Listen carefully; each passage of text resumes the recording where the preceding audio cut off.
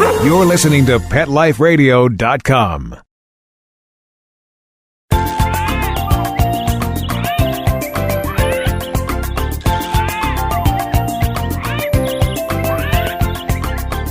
Welcome to Bird's Eye View on Pet Life Radio. I'm your host, Laurie Hess, here with my co-host, Michelle Ravitch. Thanks so much for joining us. Today we're going to talk a little bit about household emergencies with birds. And there are quite a few. We're bird veterinarians and we see quite a few emergencies every day here in the hospital. So we're going to go through them one at a time to better prepare you. Right, Michelle? Yes, that sounds like a good plan. Okay, well, we'll be right back to talk to you all about household emergencies. Stay perched. We'll be soaring back right after these messages. Petco, where the pets go. Petco, where the pets go. Pet Life Radio has tail-wagging, fur-flying, fabulous deals for our listeners from Petco. Get $6 off your order of $60 or more and up to 40% off the entire Petco site. That's right. But that's not all. Because you're a Pet Life Radio listener, you'll also get free shipping on your order of $49 or more. $6 off, up to 40% off, and free shipping from Pet Life Radio and Petco. To get these awesome deals, go to PetcoDeals.com. That's PetcoDeals.com. Petco, where the pets go. I'm not much of a reader, but I do wish I were more well-read. There are so many great books coming out. I wish I could find a way to keep up. Audible.com makes it easy to stay well informed and catch up on your reading simply by listening. Audiobooks from Audible turn downtime into uptime. You'll be more productive and become well read. Now I'm able to catch up on all the great books I've been wanting to read. With Audible, I feel smarter. Pet Life Radio listeners, try Audible.com now and get your first 30 days of Audible Listener Gold membership plan free. And get a free audiobook. Choose from over 100,000 titles. To get this great deal, go to audibledeals.com. That's audibledeals.com.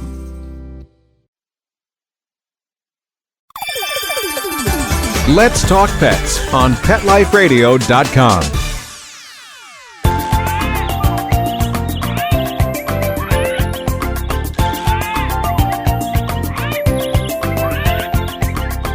Thanks for joining us again on Bird's Eye View. I'm here, Laurie Hess and Michelle Ravitch, and we're going to talk about household emergencies in birds. So, Michelle, you want to start? What are some common household emergencies? Sure. Well, why don't we start with emergencies that can happen outside, especially since right now it's summertime and a lot of people are taking their birds outside, whether they're in a cage or on their shoulder. And we always recommend, if you're going to take your bird outside, to have its wings trimmed. Because even if their wings are just long enough and they can't fly great, you get enough wind and they can be gone and into a tree where you can't reach them. And it's always important to test fly them before you bring them outside first. So test them in your house and make sure that they can't get any lift.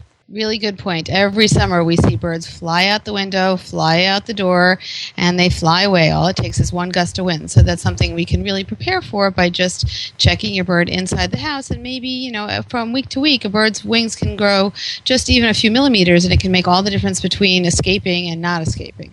Very, very good point. What else? And something along those same lines, birds can actually be microchipped like a dog or a cat.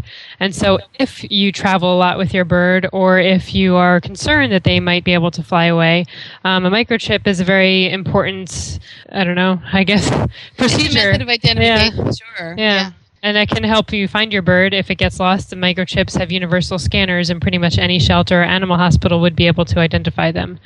Good point. And just so everyone knows, a microchip is just a little implant that's put safely into the breast muscle of the bird. We do it all the time here. The bird is sedated briefly. We put a little chip in. It's completely inert, so it's completely safe to have under the bird's skin. It doesn't move. It doesn't go anywhere. And if you do have your bird microchipped, it's important that you register that microchip, because it's one thing to put it in, but you actually have to call the company and have it registered in your name. So if your bird should fly away, and as Dr. Ravitch explained, is scanned at another animal hospital or an SPCA or other welfare organization, they are able to tie that bird back to you, relate that bird back to you, not just find the chip and not be able to do anything with it. And something else that seems silly, but I'm sure a lot of people haven't done, is if your bird has a band, write down the band number and keep a record of that somewhere, and also give that to your veterinarian if they don't have it already.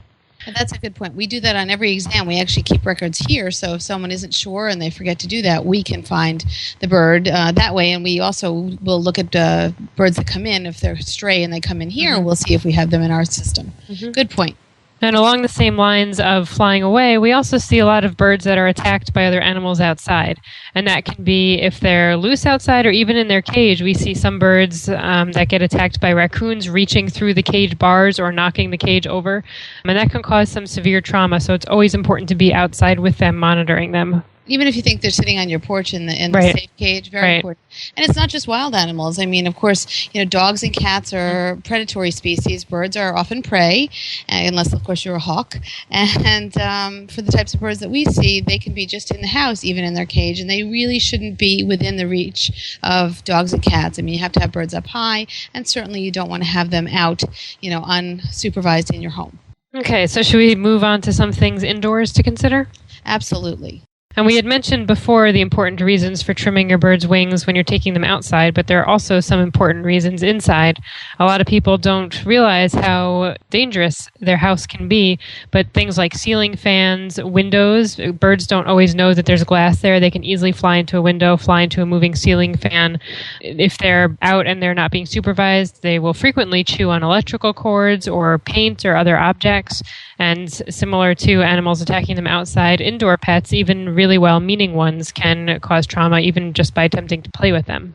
Absolutely. I mean, all these things are simple things that you might not think of inside your home. Even a pot of boiling water in the stove. I mean, if a bird flies out of your hand, flies into the next room, and decides to land on the edge of that pot, he or she can get severely burned. So all of these simple things that you might not think of, again, you don't want your bird flying around your house. All good points. What about some toxic things? We see a lot of toxic injuries here with birds. Yeah, birds have very specialized and very sensitive respiratory tracts, and they're much more sensitive to things in the air than other animals.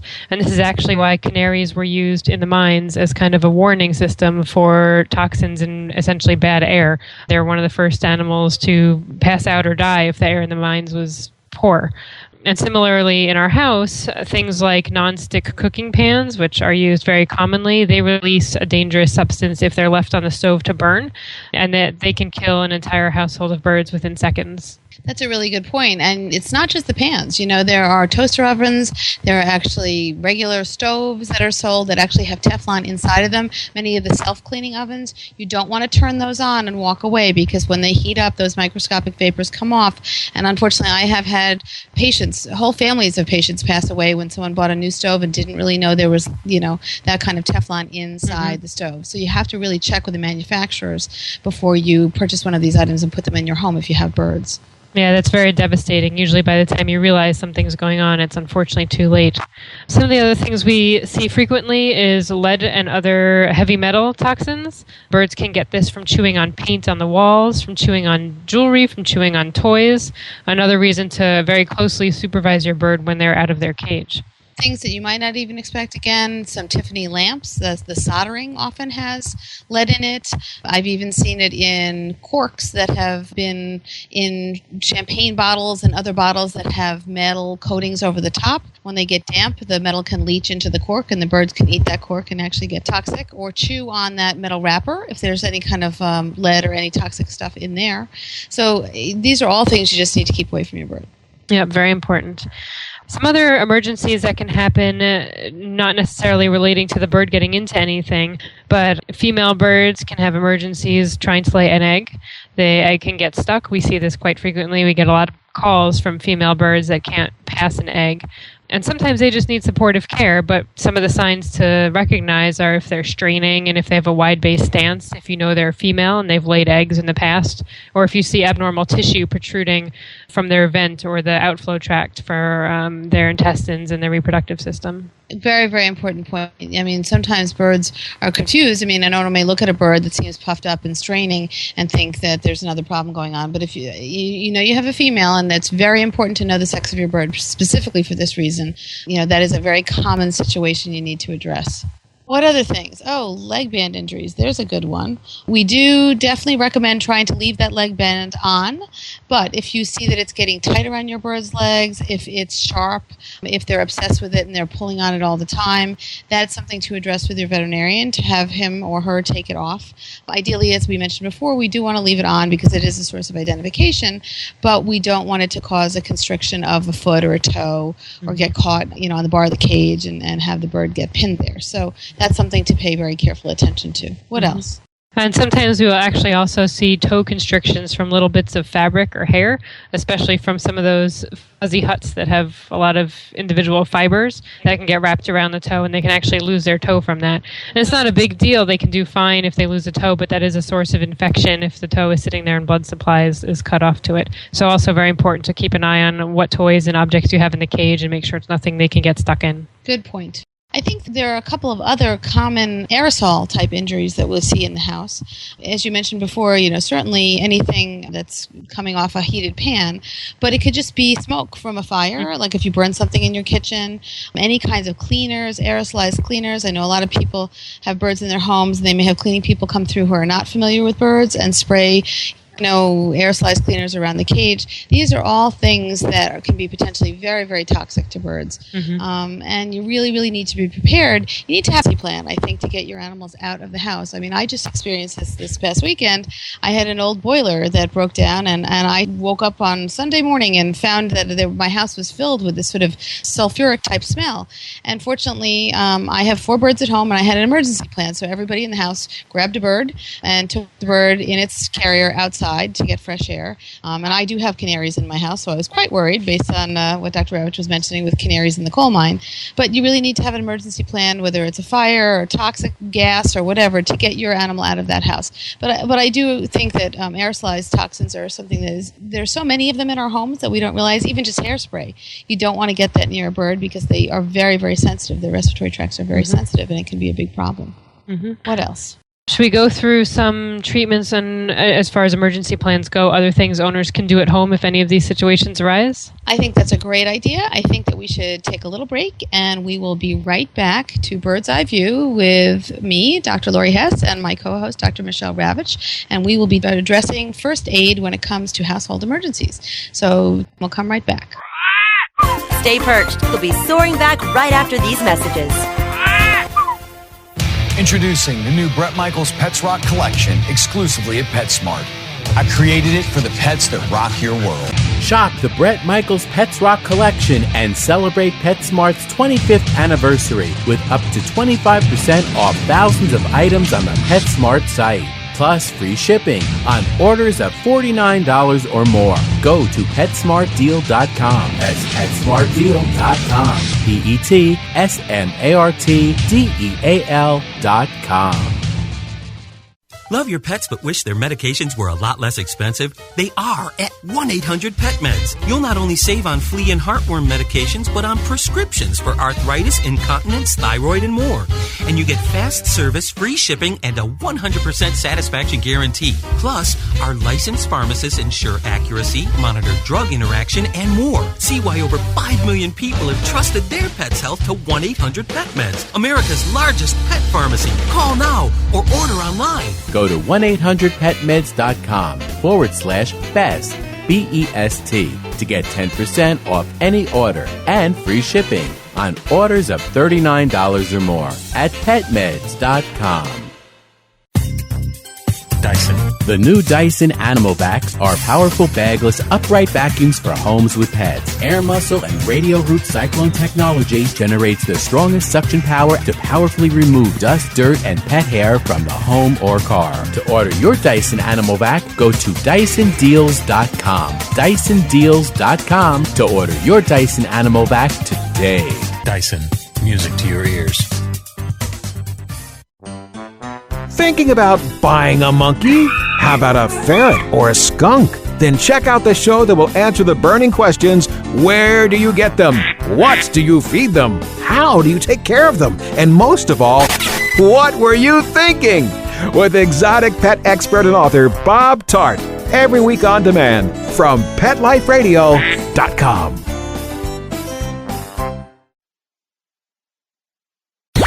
Let's talk pets. Let's talk pets On Pet Life Radio. Pet Life Radio. PetLifeRadio.com.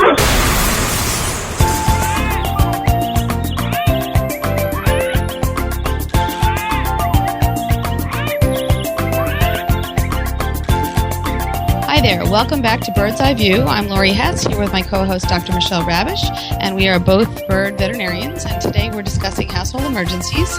So we've gone through a whole list of common emergencies that we see here in the veterinary hospital that you might encounter at home. And now we're going to talk a little bit about what happens at home. Well, some of the things you want to do are assess what exactly is going on. Is the bird having difficulty breathing? Is it open mouth breathing? Does it have a huge, effort every time it tries to take in a breath? Is it bleeding? Do you think maybe it broke a bone? Did it fly into something and now it can't fly? Just to try to get an idea of what the problem could potentially be. It's very important, and in fact, we deal with this almost on a daily basis as we are on call 24 hours a day for our hospital, and I can't tell you how many times we get calls at night from bird owners that think they have an emergency with their bird, and they're really, really out of control. They're hysterical, understandably, and we're trying very calmly to assess the situation. So you have to, take a deep breath, take a step back, and take a look, and if the bird, for example, bleeding is a really common one, what are we going to do? What would we tell someone if their bird were bleeding from a toenail versus a skin wound? Right. Well, one of the first things you can do, if your bird will step up for you and is used to being handled, great. If your bird is not used to being handled, you can take a fluffy towel and wrap the bird gently in the towel and then find where the bleeding is coming from, whether usually it's a toe or a wing, and take a clean towel or piece of gauze and apply pressure. And you really want to apply pressure for a minute, for quite a while. If they're still bleeding after that point, we'll often recommend putting either cornstarch or flour on the bleeding area, and that will often help the blood congeal.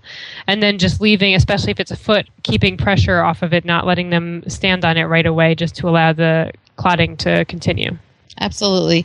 And if it's really out of control, say it's a toenail that's really bleeding, or the tip of a beak, for example, that's another common thing. Bird falls, chips the tip of its upper beak off, and there's just blood everywhere. What are we going to do now if pressure doesn't work?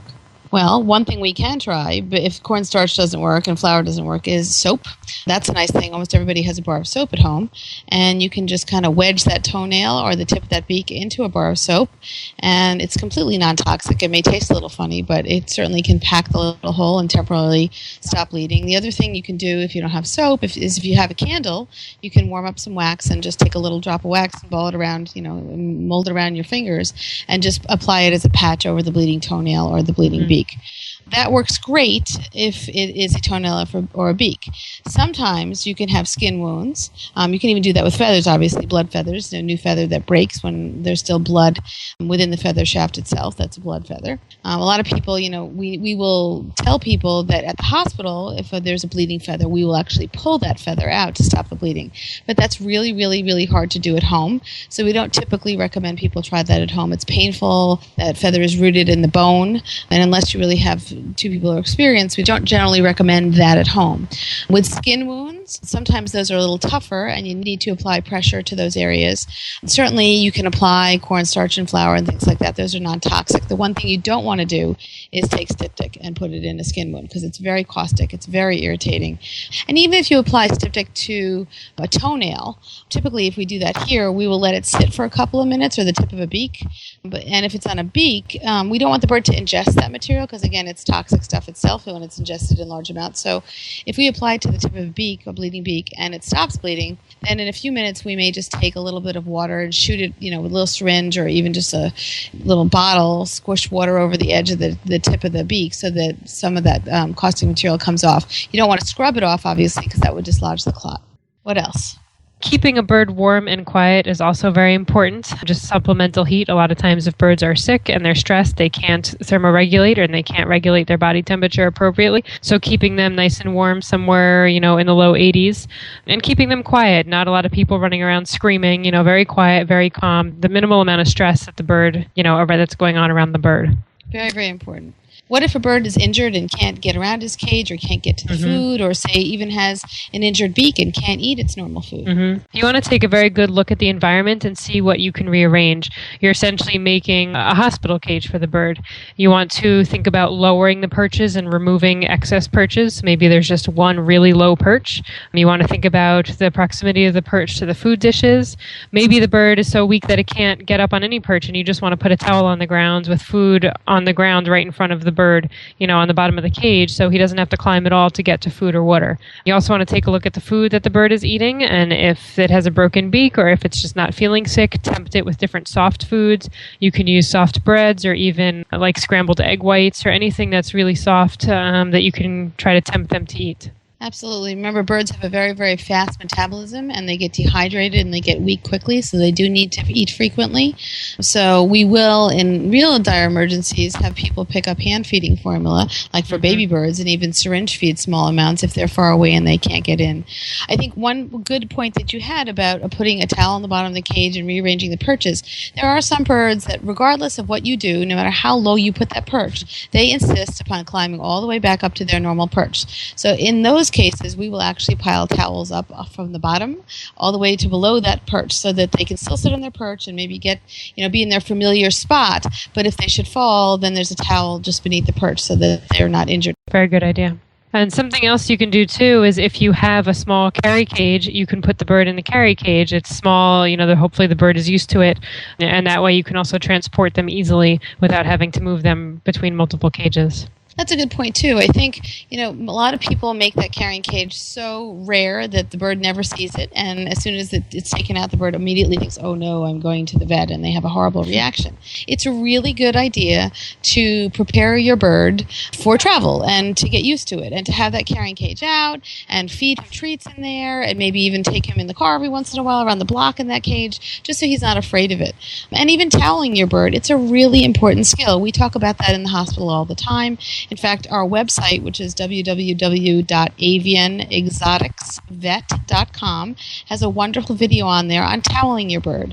A lot of times people have to give medication to their bird, even to pick up a bleeding bird quickly and assess it, you have to do that in a towel. And if birds have never seen a towel or you're not comfortable with a towel, this can be quite traumatic. So we do recommend that you take a towel at home that you don't care about, you let it be your bird's towel, you let him walk in it, you let him walk under it, you drape it over his shoulders, you make tunnels, you play, Superman games with it.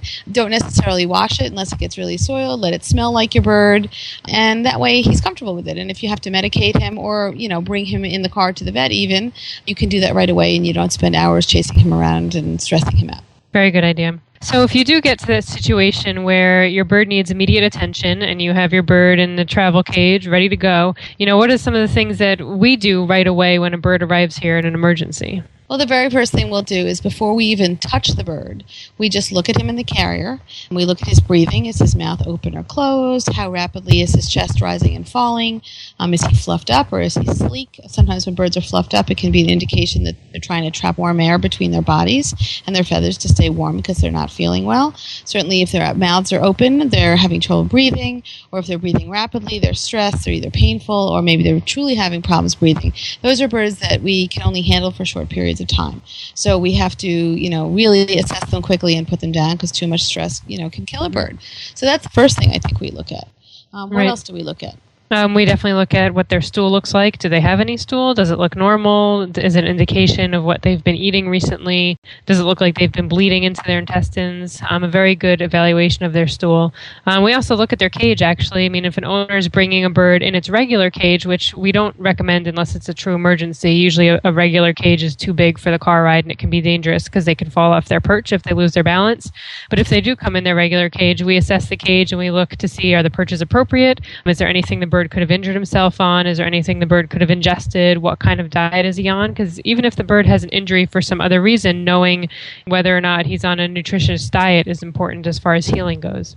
Yeah, I think in general we know a lot about the bird just by looking at its surroundings. And even at home, we recommend using either newspaper or white paper towel on the bottom of the cage at all times rather than, shredded paper or worse, so things like corn cob and things that potentially could release dust and be a problem to the bird. Mostly because you really do want to see how much food your bird is ingesting. And if you see that, a day goes by and there's no droppings, then it's likely the bird isn't eating. So that's something, certainly assessing the cage and the surroundings, even before we touch the bird on emergency, is very, very important. Right. Some of the other things we might do right away, we might put the bird in oxygen on a heating pad immediately because we don't want to touch the bird until it's stable enough to be handled. And just giving the bird some time to breathe in oxygenated air and to warm up will often make a big difference in how stable it is. Absolutely. Those are all things that we will do here. And then if you really are on the phone with your vet or one of us, even on emergency, if you come to see us, these are things we will ask you to do over the phone. So, again, if you can't get in touch with someone or you're on the phone with a vet and he or she is asking you questions, you do want to see what is the posture of the bird. Is its mouth open or closed? Are there droppings? Has it eaten? How's it standing? Is it huddled? Sometimes birds, when they really can't breathe, they'll crane their neck out and they'll straighten, flatten their bodies out to try to open up their lungs and their air sacs to try to breathe. That's a clear sign for us that we really can't handle the bird, that any kind of handling or touching could be a big problem. And something else that's hard to remember, but if you do remember, if you think your bird has ingested something inappropriate, try to bring that with you so that the veterinarian can take a look and see what it is, whether that's some sort of toxin or an object that might contain lead in it or other heavy metal. Just trying to bring it with you so the veterinarian can evaluate it. Yeah, and certainly realize that birds, when they swallow things, they go down really quick. And if a bird swallows, an object that it shouldn't, such as like an earring or something else that might be retrievable, it's much, much better to get that bird to the hospital as soon as possible, because if that object is sitting in the crop, that dilated pouch of the esophagus and the neck, it's much easier to reach into the crop to get it out than to wait till it goes down the esophagus into the stomach and then to try to scope it out from there, or worse yet, have to take it out surgically. So, again, if your bird gets into something toxic or you think there's an emergency of any of these kinds, don't wait. Birds go downhill quickly, and you really want to get medical attention fast. Right. A lot of times we'll see birds and, as far as the owner's concerned, the bird has only been sick for a day or two because the bird has only shown that it's been sick for a day or two. Only for the past 2 days has the bird, for example, been fluffed and hunched in the corner, but now suddenly it's not eating. But keeping an eye on your bird every single day, some people actually weigh their bird a few times a week on an appropriate scale, and that's actually a very good idea because one of the first things you might notice if your bird is sick or getting sick is that it is losing weight when everything else appears normal. So looking at your bird's stool, looking at how much they eat, looking at how much they drink, and looking at how much they weigh may indicate sooner that the bird is sick, and actually sooner than the bird is actually showing you that they're sick. Absolutely. And at this time of year, during the summertime, lots of people travel. And we have to remember that birds, unlike cats or dogs that maybe could be left alone a day or two with a bunch of food, birds really can't. They need to be looked at every single day. They need fresh food every day. They need clean water every day. So if you're going to be out of town, either have someone come to your home every day or board your bird in an appropriate location where he or she can get attention every day, this lessens the likelihood that they're going to get into an emergency situation. Right. Like that. And I do think it's important, too, that you, in the vein of preparing for emergencies at home, that you have emergency numbers listed, say on your fridge, like we do with our children, that you have your veterinarian's number readily available in case your caretaker, if you're out of town, knows who to call, that they don't have to be searching around and looking in the phone book or online for somebody who might be appropriate. It's better to have your veterinarian's number where your vet knows your bird. And if you don't regularly take your bird to the vet, you really should, if not for the sole reason of having an emergency contact person who knows your bird and your bird's medical history in case you do have an emergency. Exactly. It's a very good idea. So I think we've covered quite a bit of ground today, and I think we could probably talk about this forever, but hopefully, we've driven home our message to you, which is to be prepared, to be knowledgeable. We're very, very big into preventative medicine here at our hospital, which is the Veterinary Center for Birds and Exotics, and we see lots and lots of birds, probably more birds than we see any other species, and we like people to be ready to go in case there's an emergency and to be familiar with their bird's care and just the same way you prevent disease in cats and dogs, do the same for your bird. If you have questions, we'd be happy to talk to you further. You can reach us through our website, www.avianexoticsvet.com. We're online. And if you live in the area, we'd love to meet you and your bird. So we thank you very, very much today for listening to us at Bird's Eye View. We're out of time, and we'd like to thank our producers for making this show possible. And we hope that you'll tune in again to listen to Michelle Ravitch and myself, Laurie Hess, here at Bird's Eye View. Let's Talk Pets, every week on demand, only on PetLifeRadio.com.